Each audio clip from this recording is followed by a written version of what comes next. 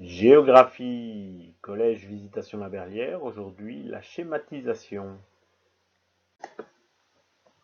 Comme support et référence de cette vidéo, vous pouvez utiliser la fiche technique numéro 10 proposée au cours, mais surtout le site de Monsieur Jacques Muniga, professeur de géographie, qui est vraiment le maître de la schématisation et du croquis géographique. Un schéma cartographique, c'est une carte avec un thème qui est simplifié. Ici à l'écran, vous voyez par exemple la répartition de la population aux États-Unis. Vous voyez que par rapport à la carte du haut, qui peut être la carte sur laquelle on s'est basé pour réaliser le schéma est simplifié. Il est simplifié à la fois au niveau des contours des frontières. Vous voyez que toutes les petites nuances qu'on peut voir ici sont effacées. On va au plus simple. Et l'information est également simplifiée. Par exemple, ici en Californie, j'ai plusieurs foyers de population. Sur mon schéma cartographique, je vais tout représenter de manière continue par exemple. Le schéma cartographique permet une meilleure compréhension. C'est beaucoup plus facile à comprendre que la carte originale où l'information est plus complexe.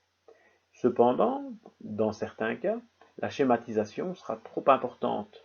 Vous voyez qu'ici, entre la schématisation à gauche et la carte qui aurait pu servir de référence à cette schématisation, il y a quand même de grosses différences. Ici, j'ai quand même des formes caractéristiques à la France que je ne vais pas retrouver ici. Puisque en fait, voilà ma France, comment elle aurait dû être mieux schématisée. Évidemment, moi montrer ici à l'écran n'est pas meilleur, mais vous avez compris l'idée. Pour que la schématisation soit réussie, il faut bien s'appliquer lorsque l'on va schématiser le territoire.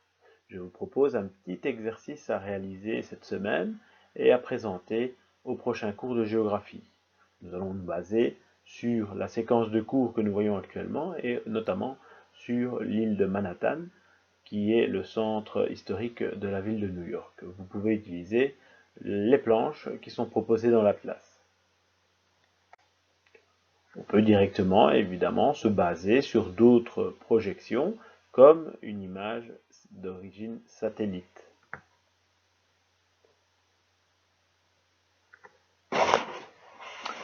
Il faut commencer tout d'abord, pour schématiser, à retrouver des axes qui vont permettre de construire le schéma. Évidemment, cet axe, c'est vous qui le choisissez. Vous essayez de voir un petit peu quelles sont les plus grandes lignes que vous pouvez tracer dans le territoire. Quand on commence à schématiser, le mieux c'est directement de tracer ces lignes sur une copie de la carte originale. Comme ça, on peut vraiment bien s'entraîner à voir les axes. Par rapport à cet axe principal, je vais trouver d'autres axes secondaires. Je vais essayer qu'ils soient au maximum perpendiculaires entre eux. Vous voyez qu'ici, avec 6 segments, 6 ou 7 segments, j'ai déjà la structure de l'île de Manhattan. Je vais reporter cette structure sur la feuille sur laquelle je veux réaliser la schématisation. Je respecte les dimensions. Si le segment principal mesure 5 cm, je vais garder 5 cm. Et puis je vais tracer celui-ci qui fait peut-être 1,5 cm. Et ensuite, à la même distance